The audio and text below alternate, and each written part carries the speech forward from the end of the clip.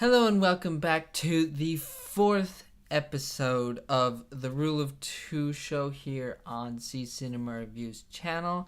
Thank you for coming back, and if this is your first episode, welcome. We will be talking about Star Wars.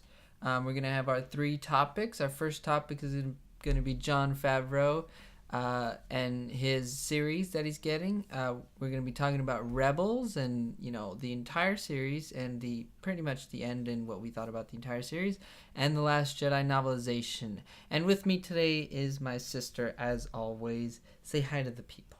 Hi to the people. Are you ready to talk about this stuff today? Because I am. Yes. We both this is actually going to be a fun one because I feel like we have some really good solid topics, and for once as far as the show goes, we have both read the book that we're going to be talking about today. Yes. So we blew through it. Well, we both read the Phasm comic. That's true, but like this, yeah. Okay. No, book-wise. Book-wise, yeah. This okay. I finished it before him, just saying. Barely. No, by like 18 hours. Anyway, let's get into our first topic, and that is Jon Favreau is being tapped to executive produce and write a live-action Star Wars series for Disney's new streaming service. And in their official thing that I got on StarWars.com, they said the series will allow Jon the chance to work with a diverse group of writers and directors and give Lucasfilm the opportunity to build a robust talent base. And the series has no title or release date yet, but we assume since their streaming service is going to launch sometime in 2019 that they would want to open up with something like this. Mm-hmm.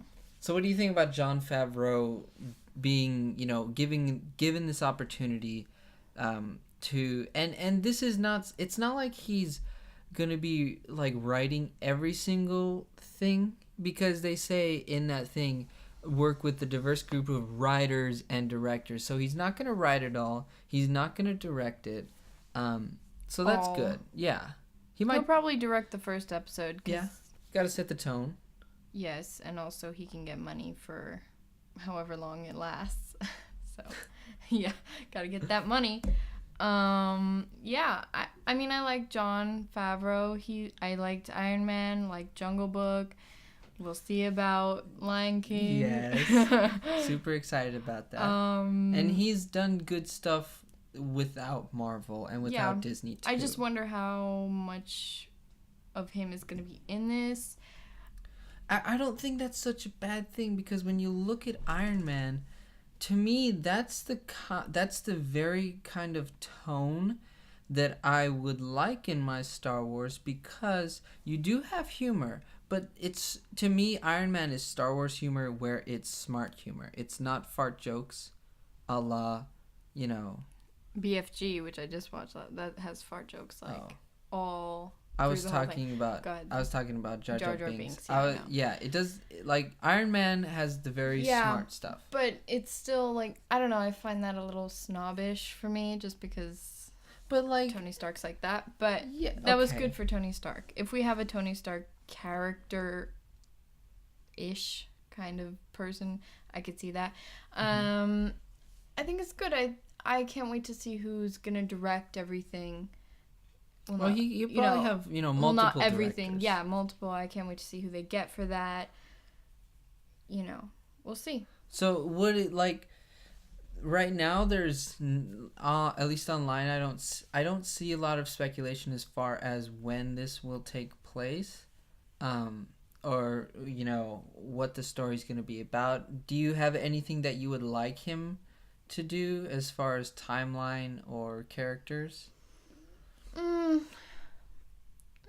particularly like timeline. Mm-hmm. No, I would like to see some sort of like smuggler thing. They could even do anthology where one season is one particular thing, and then another season is a whole new thing.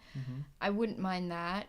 Like, you could start off with smugglers and then maybe do something a bit more Jedi or whatever, and keep moving with that so that we get like a season worth of like different things, Right. Yeah. But I like the idea of smugglers, like, because in Clone Wars, when you get into, like, the Coruscant Underground, I really like that. Really nice. I would love to see that. Yeah. And where was it, on IGN, that fake trailer for Quinlan Vos? That was, like, so good. Darth Maul. I want to see that. Favreau. Right. Do that. Exactly. But, like, what time period would you think? Because I don't know. I feel like with smugglers, you can do it anytime. I want something after episode 6, because then you're not bogged down by a specific type of thing. I understand that right now they're still super in love with Darth Vader. So, like... I don't want to see him in there. I don't either. Because same thing with Rebels, it sort of, when you put him in there too much, it brings him down a little bit. Yeah. It takes away his mystique. Yeah. So I don't want to see him. I would prefer something after episode 6, anytime, whether it's between episode 7 and 8 or episode 8 and 9. I just want something after episode 6, because we have a lot of stuff that takes place before the original trilogy and during the original trilogy. I would like something in that 30-year period. I feel like they got to start using that time up, because it's so rich, you know. Sure. Yeah. Well, that makes sense to me. I still think it's gonna be good. I can't wait to see who they're gonna get for all of these episodes, or even how long it's gonna be. If it's gonna be like a 6 or 8, or if they're gonna do the I hope they Netflix don't do 13. Keep it. I don't want 20 episodes, because, like, then you get into... That's just... To me, that's too long. I do like the shorter seasons, even though they're shorter. Like this last season of Rebels, it was shorter because you got 2 episodes a week, which they were all connected, so it was basically like one long episode a week. And that worked to me way better, and you didn't have any filler episodes, unlike the previous seasons. Mm-hmm. All right. Speaking of Rebels, yes, it's over. Kaput. Kanan is the only spoilers for the entire series. Kanan is the only main hero character to die. Ezra and Thrawn are out somewhere with some space whales. Ahsoka and Sabine are gonna go find them. At least that's heavily implied. Apparently, Kanan and Hera got busy and had a kid. No, they just said, I love you, and that created the child. Yeah. That's how it works in Star Wars. All right, what did you think of the series and the finale as a whole? The series as a whole, and then the finale. Probably start with the finale and then go with the series. All right. I liked the finale. I liked the last, like, 4 minutes or whatever it was. Mm-hmm. That sort of just says, like, oh yes, they were at the Battle of Endor, and they were, you know, they helped out. We're good. Yeah. Now they're past episode 6, so you kind of get what happens to them, sort of. Sabine got a haircut. Sure, yeah. She's done so much stuff with her hair. I don't even notice. Hera literally skipped pregnancy because she never looked like she was pregnant. She just, like, had the kid. Apparently, like, she taps her stomach when, at the beginning of the episode, when Ezra's, like, talking to his parents on the, like, picture thingy, and she, like, comes in and taps her stomach. So. Oh, barely. Yeah. She probably just... But I saw it, and it wasn't, like... It wasn't during any part of his, like, speech to his parents or anything. It was just kind of there. She just finished eating. Yeah, I liked... I liked what happened to probably my favorite character, aside from Ahsoka, Callus, David Oyelowo. I liked that he didn't die, because last season we didn't even see him for a long time. Yeah, I think he was with the rebellion or something. But his mutton chops were good. He made it out. I'm happy about that. He's now on Lasat, so he's gonna get married to some Lasat lady and have they're gonna do the whole Hera and Kanan thing. Instant child. Just add water. Like at 10 years old. Anyway, so yeah, I thought the finale was good. It was a nice, I have to say, and this goes towards just the ingenious of the people behind the show, is that they know how to create characters that we love. So when I thought that Thrawn was dead, there was a tear in my eye. Yeah. I was like, what? But I totally think that is not just the series. I think that's because we read the Thrawn trilogy, and I did not. Well, I read the Legends. Yeah, the Thrawn, yeah. And I think that's why I was so adamant about that. Plus, we got Dave himself said that Thrawn didn't die, and he came close. Honestly, I forgot that Dave said that, but I was just so sad that he was dead, and then she was like, "We're gonna go find them," and I was like, "He's such a good character." Yeah, that I even have more of something when Maul died. I was super angry because I thought that was your one villain for an Obi-Wan movie. I thought that was your story for your Obi-Wan movie. But if Thrawn would have died, I would have been even more angry because Maul got himself into a movie. Thrawn didn't. And Thrawn needs a movie. Is a way better character than Maul, in my opinion at least. Yeah, I agree. What's next for Dave? Do you think it's going to be the Ahsoka and Sabine going in and finding him? Because to me, I do not want that. Can I just say for a second, though, I didn't even care about Ezra dying. It was all Thrawn. Yeah. Anyway. Ezra was Filoni. It seems like that's going to be his next thing. Yeah, but I don't want that. Because I'd rather you can get the whole crew back together again. But I'd rather have that in a book. And we can have, even though I would like to see, they, handed Lucasfilm the perfect set of characters for a movie to just sort of insert. You can put Jason Syndulla, Hera's son, in a movie real easy, just like a part of the Resistance. He could be one of the new Jedi. No, he could have been one of the Jedi that Ben killed, and that's unfortunate because he's older than him though. Yeah, but Luke was.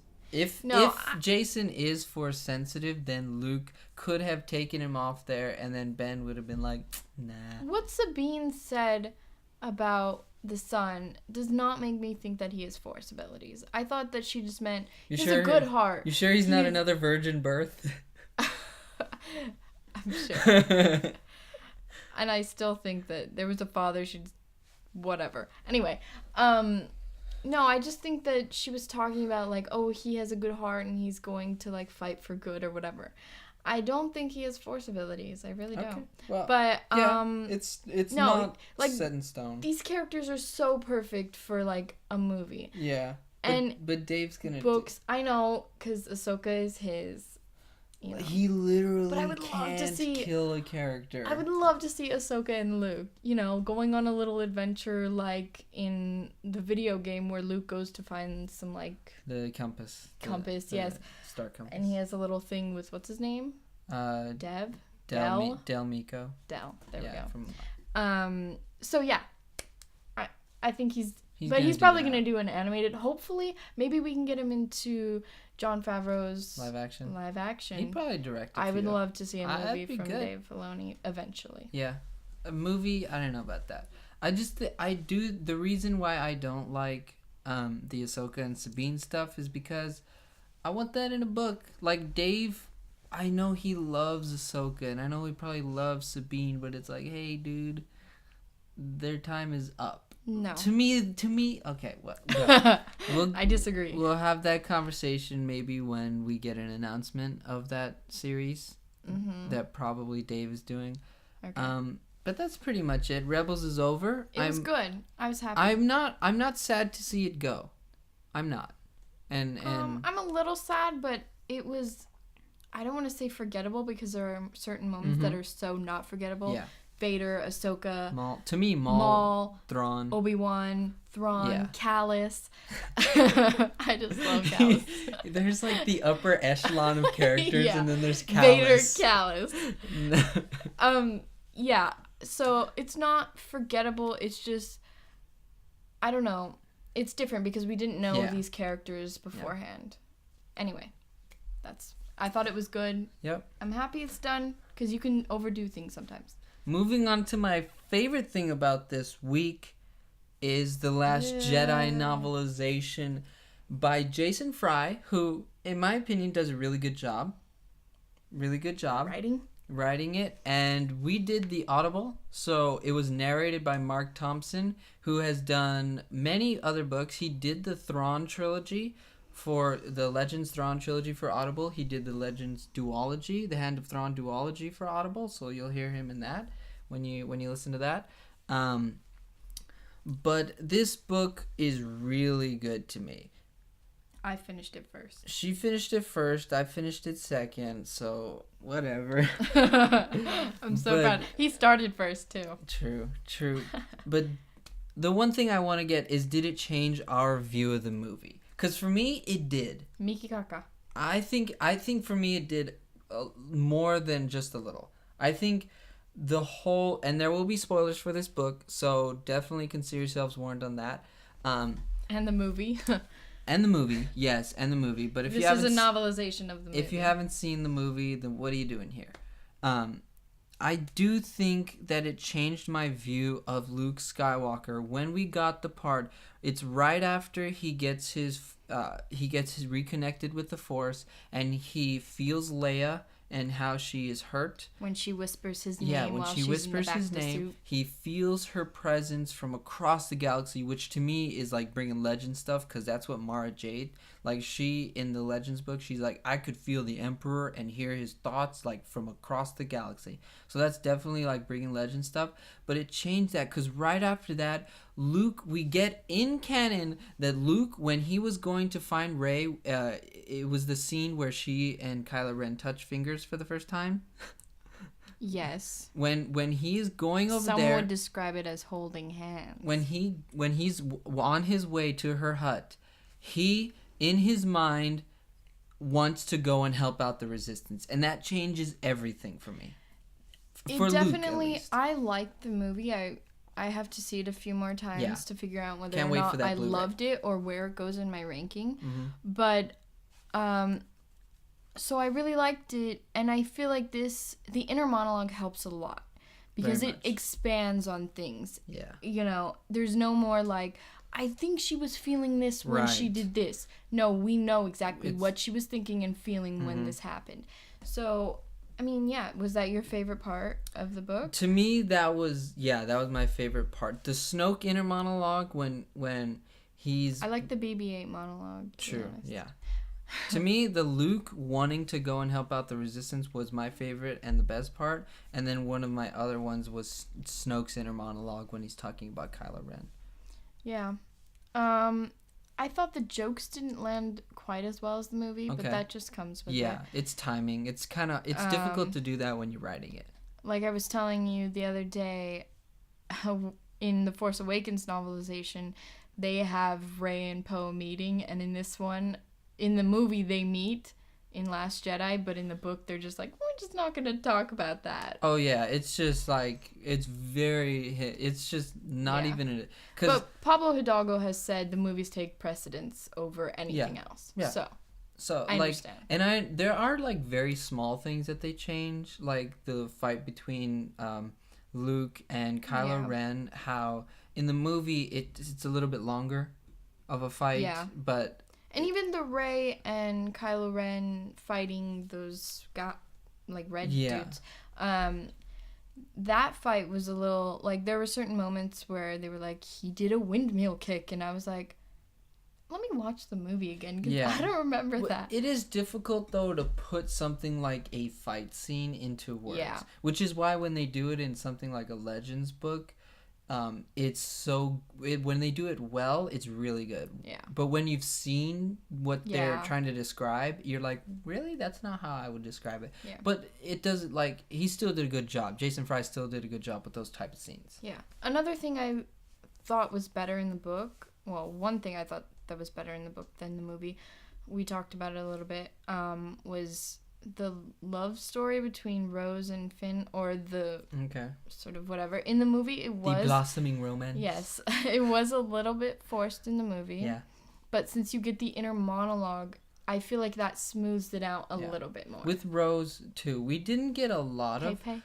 I know. That was so... Even in the book, can I just say... Even in the book, it was... Since you get those moments between the two sisters, it makes her sacrifice even more, like, heart-wrenching. Because in the movie, it was already... You were like... It was very... Yeah. Dude, this is sad. And reading and listening to the book, even though you know it's coming, having that that conversation and that little time that they have before she has to go up with... Before Paige Tico has to go up into the bomber... That really helps out, that sacrifice, and helps out with the medallion that they both have. Yeah. One thing I love about Audible is that they're able to put, like, music in it. Yes, and there were certain moments at the end there when Luke is, you know, doing his thing and he's, like, levitating. Oh, it's where so you good. Just close your eyes and you hear the music, and Mark Thompson is, like, reading those words, and you're just like...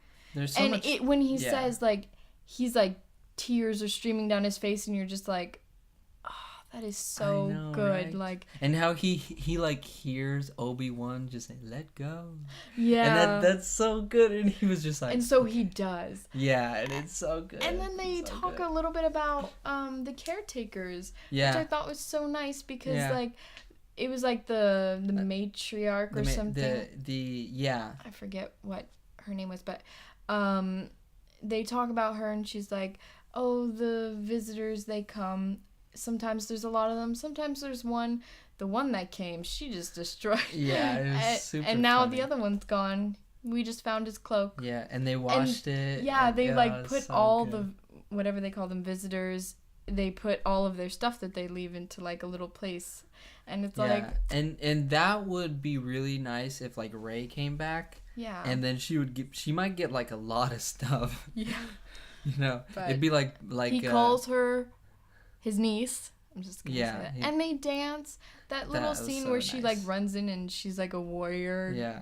Like the way they describe like her running in, and then they dance together. Teeth gritted. Ah. Yeah. They use that a lot, and I just can't imagine Daisy Ridley doing that. But that's kind of how she is to me. No, I know. Yeah. Like when I just like hearing like like certain times where they described it as like bearing down like an animal, like grinning like a wild animal, and it's just like, what? Yeah. Okay, sure. You know? But the book was really good. I would suggest, like, it gives you little nuggets. Oh yeah, and extra scenes that you don't get in the movie. Yeah. One last thing that I do want to talk about. And it expands it. Go ahead. One last thing that I do want to talk about is Snoke's inner monologue, and this is during the scene where he gets killed. Not my favorite. But he has his inner monologue, and as that scene is taking place, in his mind he is thinking about what he has done to lead up to that moment. And the book is so good because it makes Snoke very Palpatine-esque with how he used young Ben Solo to manipulate Luke Skywalker. So what he did was he used the Force to manipulate young Ben Solo into having a connection with the dark side of the Force, and having little almost like strands of the dark side seeping into him, and that manipulated Luke Skywalker into trying to help him out. Mm-hmm. And so it was super smart with the way that Jason Fry wrote this, and just how Snoke had this plan from the very beginning to take the Jedi, to build them up, and then to crush them. Mm-hmm. From the inside out. And that's very Palpatine-esque with Anakin, building them up, and then at the height of their power, just boom, taking them out. It was awesome to see. I also liked the way they described Kylo Ren, because it's very much like when he finds out that it was Snoke manipulating him. Yeah. It's very, like, it opens his eyes and he sort of just decides in that moment. Right.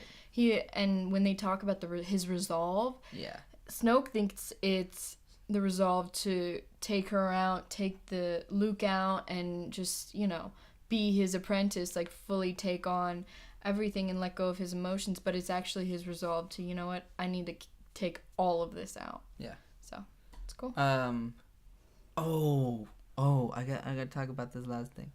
When Luke comes out of that thing and he is staring up in the very end of the book, when he's staring up on Crate at Ben Solo in the shuttle, the way that Jason Fry describes Kylo Ren being literally petrified and scared out of his mind of Luke Skywalker being there was so cool to me. It was so amazing to hear that.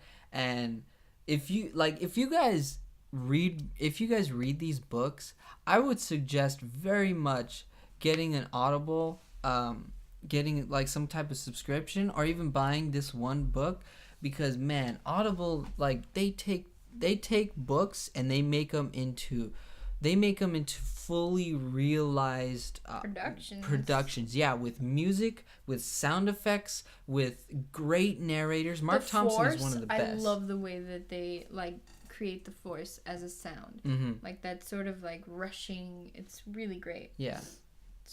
So I would definitely recommend Audibling your next book, maybe this book or one of the ones in the future that you want to read.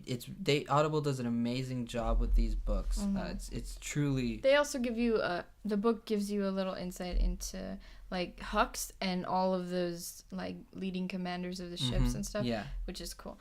One thing real quick about Rebels.